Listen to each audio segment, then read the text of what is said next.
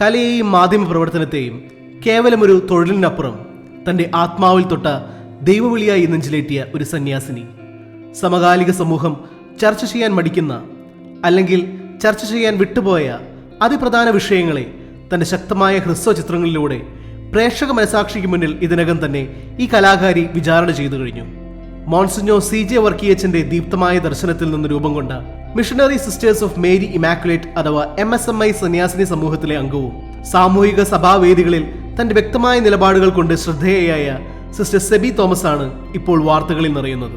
സമൂഹത്തിന് നേരെ കനത്തൊരു ചോദ്യചിഹ്നം ഉയർത്തുന്ന തികച്ചും വ്യത്യസ്തവും ശക്തവുമായ പുതിയൊരു പ്രമേയവുമായി സിസ്റ്റർ സെബി തോമസ് വീണ്ടും പ്രേക്ഷകർക്ക് മുന്നിലെത്തുന്നു.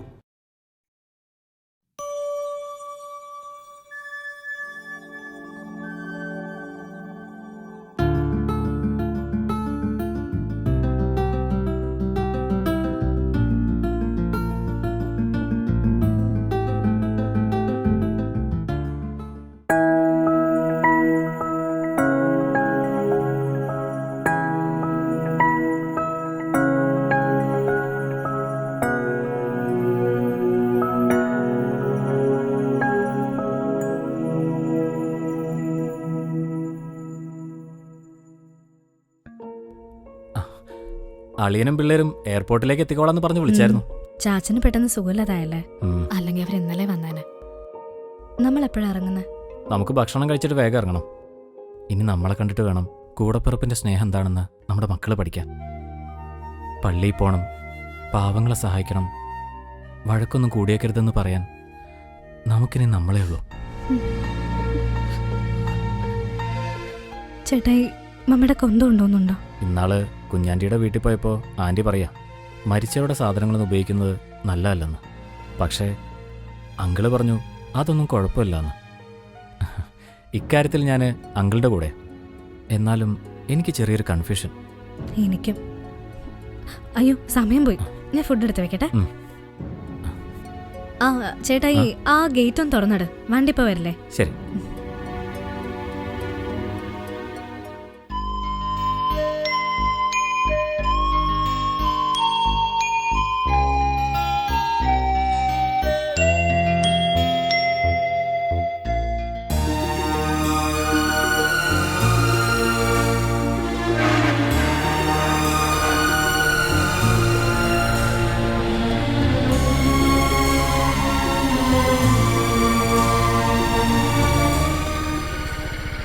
ഇവിടുത്തെ മോനാണോ? അതെ. ഞാനീ വഴി പോയപ്പോൾ ഇവിടുത്തെ അമ്മയൊന്ന് കണ്ടിട്ട് പോകാൻ വിചാരിച്ചു വന്നതാ. അമ്മ പോയി. ഓ സോറി, ഞാൻ അറിഞ്ഞില്ല കേട്ടോ. ഇന്നലെ 1 വർഷമായി ഞാൻ അതിനു വേണ്ടി വന്നത്. അപ്പം നിങ്ങളുടെ വൈഫും പിള്ളേരും? ഞാൻ ഒറ്റയ്ക്കാണ് വന്നത്. അവൾക്കും പിള്ളേർക്കും വരാൻ പറ്റിയില്ല. ഓ ഇന്ന് തിരിച്ചു പോവും. വാ കയറി വാ. ആ ശരി.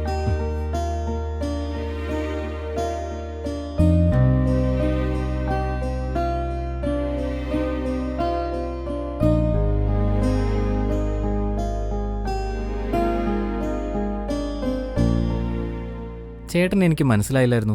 ചേട്ടൻ ഈ വീടും താഴെ കാണുന്ന വീടൊക്കെ പെയിന്റ് അടിച്ചത് ഞാനാ. ഓ ആന്റണി ചേട്ടൻ. അമ്മ ഫോൺ ചെയ്യുമ്പോൾ പറയാറുണ്ടായിരുന്നു. ആളൊരുപാട് സംസാരിക്കുമായിരുന്നു. വിഷയം കൂടുതലും ബൈബിളാ. കർത്താവിനോട് വല്ലാത്തൊരു ഇഷ്ടമായിരുന്നു. ആളമ്മയുടെ കൂടെ ഉണ്ടായിരുന്നതിന് തെളിവാണ് നമ്മുടെ പഴയ വീടിൻ്റെ ഗേറ്റ്. ഒരു ദിവസം പള്ളി കഴിഞ്ഞ് വരുമ്പോൾ ഗേറ്റ് അവിടെ ഇല്ല. പിന്നെ നടന്നൊക്കെ അറിയാലോ. അന്ന് ഞാനിവിടെ ഉണ്ടായിരുന്നു. മോനെ, നമ്മുടെ വീടിന്റെ ഗേറ്റ് ആരോ പൊളിച്ചിട്ട് വഴി അങ്ങ് അടച്ചു. എന്റെ കൊച്ചു വിഷമിക്കൊന്നും വേണ്ട. വഴിയും സത്യവും ജീവനും ഒക്കെ ആയ ഒരാള് നമ്മുടെ കൂടെ ഇല്ലേ?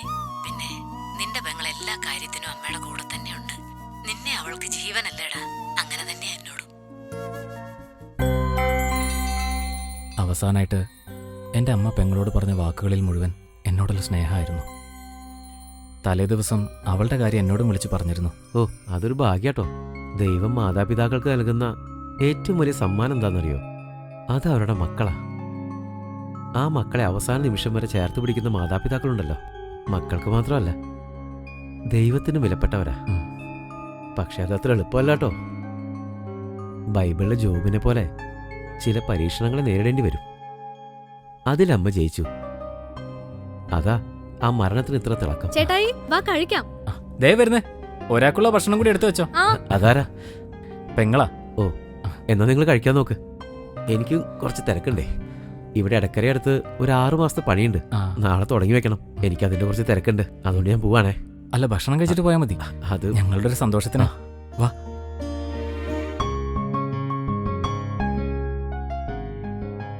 നേരത്തെ ഇറങ്ങണം, ബ്ലോക്ക് ഉണ്ടാവേ. അതെ അതെ അതെ. ആ, നമ്മൾ എവിടെയെങ്കിലും വെച്ച് പരിചയപ്പെട്ടിട്ടുണ്ടോ? ഉം. ആ ആ, അല്ല, അമ്മ വീട്ടിൽ വെച്ചിട്ടായിരുന്നോ അതോ ഹോസ്പിറ്റലിൽ വെച്ചിട്ടായിരുന്നോ? അല്ല, ഹോസ്പിറ്റലിൽ പോണ വഴി എന്റെ മടി കിടന്നു. അവസാനമായിട്ട് പറഞ്ഞത് ചേട്ടായിയെ കുറിച്ചാ. പിന്നെ അമ്മയുടെ കൈ എന്റെ കയ്യിൽ കോർത്തു പിടിച്ച് ഉറങ്ങിപ്പോയി. പക്ഷേ ഹോസ്പിറ്റലിൽ എത്തിയപ്പോഴേക്കും മരിച്ചിട്ട് 1/2 മണിക്കൂറായിരുന്നു. ഉം. അന്ന് രാവിലെ അമ്മ പള്ളിയിൽ പോയി കുമ്പസാരിച്ചു, കുർബാന സ്വീകരിച്ചു. അതായിരുന്നു അമ്മയുടെ ഏറ്റവും വലിയ ആഗ്രഹവും പ്രാർത്ഥനയും. അത് യേശു സാധിച്ചു കൊടുത്തു. നമ്മൾ നന്നായിട്ട് ജീവിച്ച മരണവും മനോഹരമായിരിക്കുമെന്ന് എൻ്റെ മടിയിൽ കിടന്ന് എന്നെ പഠിപ്പിച്ചിട്ട് അമ്മ പോയി. ഞാൻ പറഞ്ഞില്ലേ, തലേദിവസം എന്നെ വിളിച്ചിരുന്നു. ഞങ്ങൾ കുറേ സംസാരിച്ചു. ഫോൺ വെക്കാൻ നേരത്ത് എന്നാ കൊച്ചു വെച്ചോ, അമ്മ പോവാന്ന് പറഞ്ഞപ്പോൾ ഞാൻ ഓർത്തില്ല.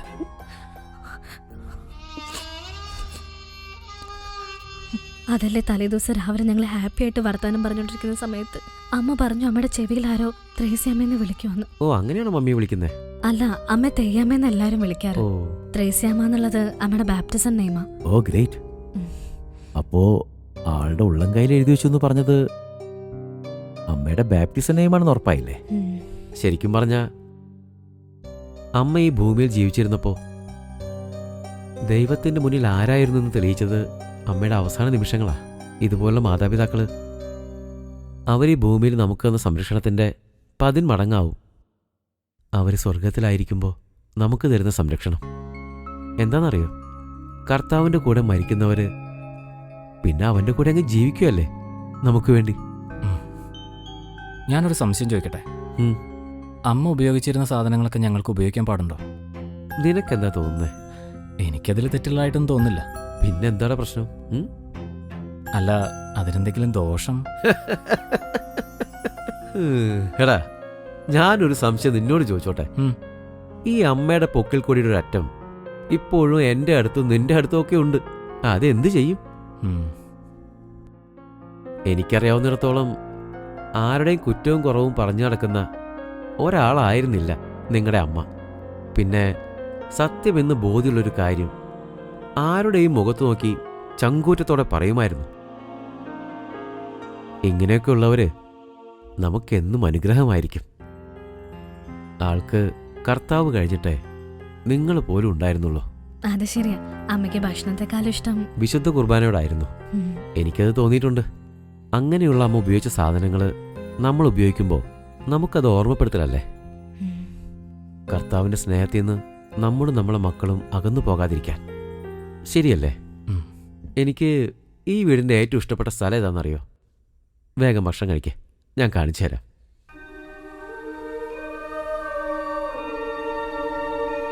ഇതാ ഞാൻ പറഞ്ഞ സ്ഥലം, കാം ആൻഡ് ക്വയറ്റ്. ഇവിടെ നിൽക്കുമ്പോൾ വല്ലാത്തൊരു ഫീലാ. ഇതെന്താ? വർഷങ്ങളോളം അമ്മ ഞങ്ങൾക്ക് വേണ്ടി പ്രാർത്ഥിച്ചുകൊണ്ടിരുന്നത് ഇതിൽ മുട്ടൂത്തുന്ന.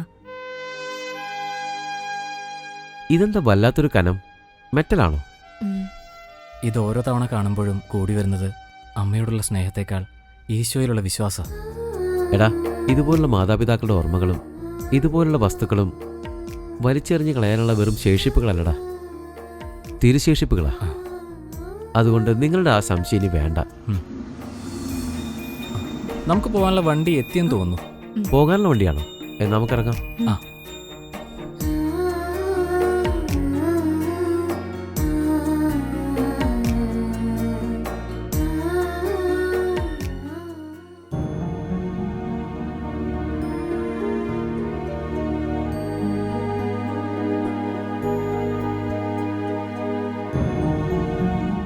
ഇതുപോലെ വരുമ്പോഴും പോകുമ്പോഴും ഇവിടെ ആരുമില്ലല്ലോ എന്ന് ഓർക്കുമ്പോഴാ ഒരു സങ്കടം. ആര് പറഞ്ഞു ഇവിടെ ആരുമില്ലെന്ന്? ഇവരുണ്ടല്ലോ ഇവിടെ. ഇവരെ തനിച്ചാക്കാതെ നോക്കിയാൽ മതി. എങ്കിൽ ഞാൻ പൊക്കോട്ടെ. ഇനി വരുമ്പോൾ കാണാം. ശരി.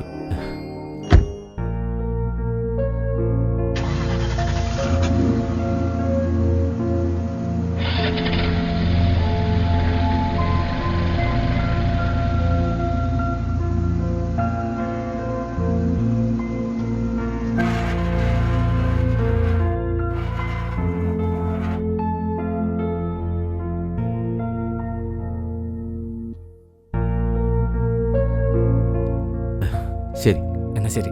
കാണാം. ആ, കാണാം. ഓക്കെ.